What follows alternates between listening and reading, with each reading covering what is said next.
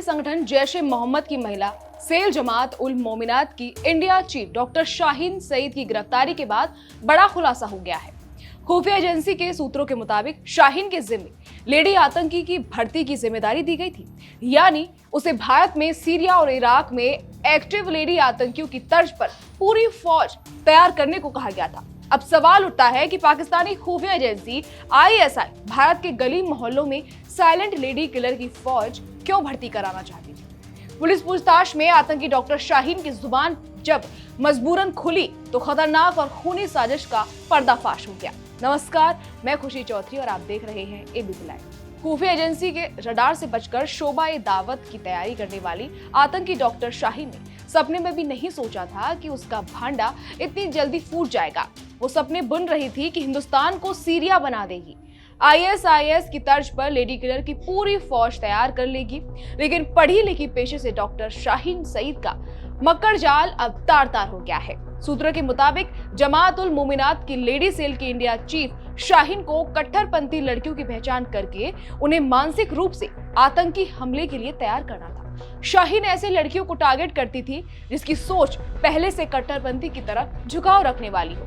जैश ने महिला आतंकियों के लिए दौरा-ए-तज़किया नाम की शुरुआती ट्रेनिंग देने का जिम्मा शाहीन को दिया था। अब सवाल उठता है कि दौरा-ए-तज़किया का मतलब क्या है। दरअसल इस ट्रेनिंग के जरिए नई लड़कियों का ब्रेन वॉश किया जाता है और उन्हें बताया जाता है, समझाया जाता है कि जिहाद क्यों जरूरी है और कैसे ये उनकी जिम्मेदारी है। लड़कियों को मजहब की किताब पढ़ाई जाती थी जिसमें कट्टरवाद पर जोर दिया जाता था। सूत्रों के मुताबिक शाहीन के निशाने पर वैसी लड़कियां थीं कि जिनके घर से कोई आतंकी गतिविधियों में पहले से ही हो, जिनके घर से कोई आतंकी या तो मारा गया हो या गिरफ्तार हो।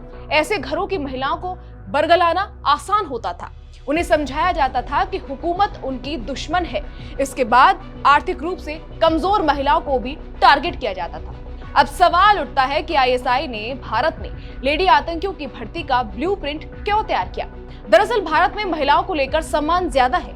आमतौर से ये माना जाता है कि महिलाएं आतंक या क्राइम से जुड़ी नहीं होती है। हालांकि अपवाद यहाँ पर भी है।